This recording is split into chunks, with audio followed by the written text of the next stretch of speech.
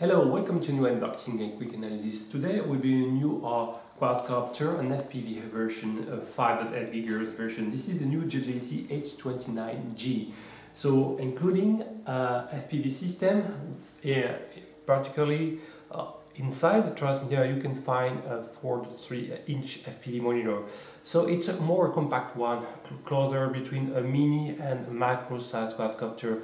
It came in red edition, well, on the extremities, or blue or green like mine. So what you will find in this box? Here is the contents of the JJRC packaging. So here is a quadcopter. Okay, so mine came with the green on the extremity or on the back part of the top canopy. Okay, so it's a basic model, warship logos.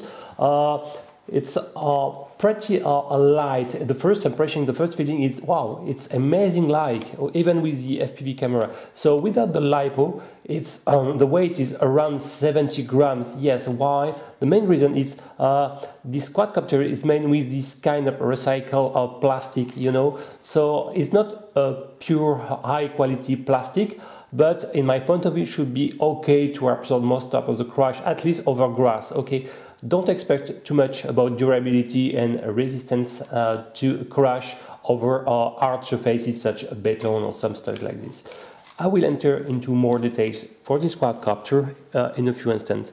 Here is the transmitter, okay? So more a kind of clone of the Epson transmitter, if you can recognize. So the left panel button are fake, only the right one are useful, and two more some buttons can be located nearby the screen. Good news for this one, you don't need to provide your own AA batteries, but JJRC provide to us 1S LiPo battery. It's a 450 mAh model, handling with a micro LOSI. So it's a good point. It means that you will be able to recharge as you want the transmitter battery. That's a good point. And as you can see, you have a lot of free room if you want to install a larger model. There is this kind of hand grab like this, okay, maybe to install over a flat surface your transmitter. And other good news, when you turn on your radio, you have this kind of booting logo appearing. And you can see this gray and white. This is a white snow. It means that it won't suffer of the so-called blue screen. Okay, it's very good for FPV. So they probably flash the firmware of the LCD monitor with the right one to have a gentle transition when you're losing your FPV signal to this white snow. It's very good. Okay. So only the right panel button are used. The top one is to perform flips. Okay, this one is to turn on the headless, and finally this one is the return to home. The left one, or the big one, is to record. Warning. In fact, you have a small micro slot SD card on the right side. Okay, so you can insert a micro SD card, and it is very strange, but in practice you can't record the inboard 2 megapixel 720p videos, even if you have a micro SD card on the slot on the camera FPV combo. In fact, you can only record the video signal you're receiving from on your monitors, thanks to this micro SD card DVR, built-in DVR. It's strange, but it's like this. And the recorded resolution is VGA, so 640 by 480. Okay, so it's a strange features, but it could be nice, in fact, if you want to record your own FPV session. Unfortunately, I didn't find, maybe there is a way, but I didn't have with mine the instruction manual, so I didn't find a way to record also the built-in 720p of this camera, of the quadcopter camera. Okay, so for example, to record another nice option of this FPV monitor, you can tune the brightness of the LCD display. That's pretty good. So if you long press on the left button, you can after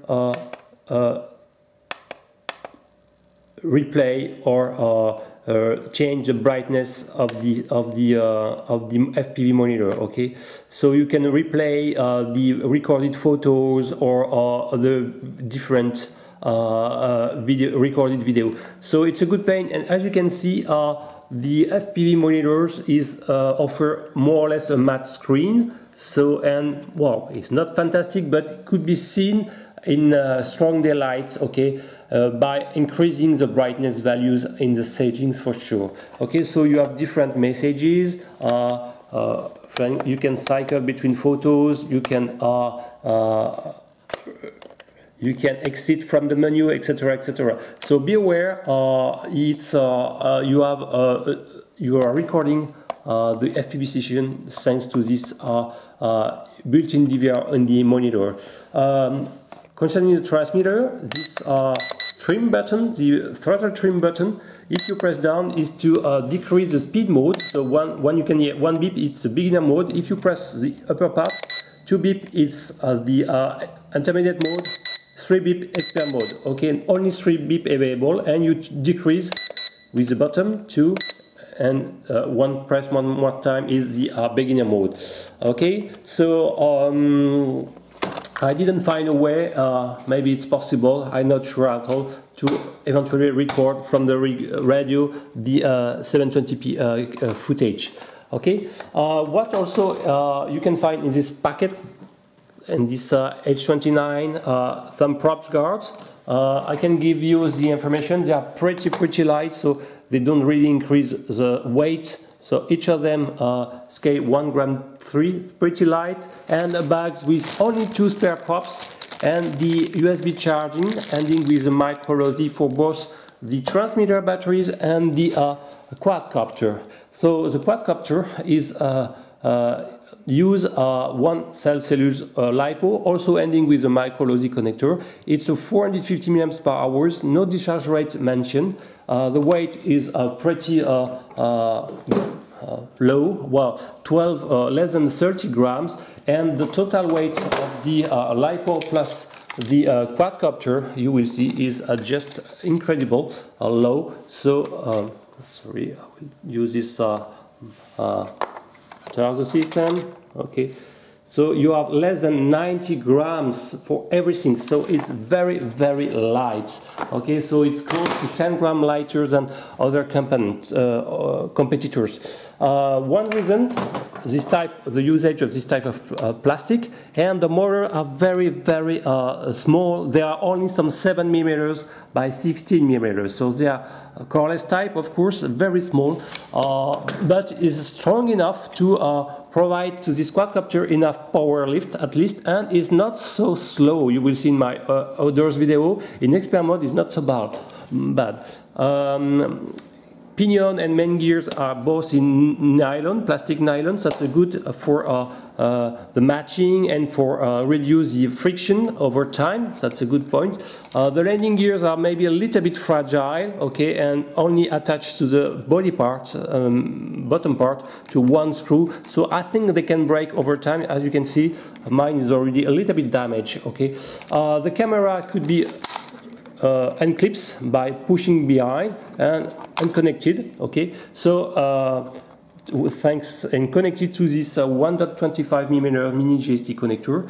I don't understand why there is a yellow cable, because if you cannot trigger the camera recording, I don't know what it is used for.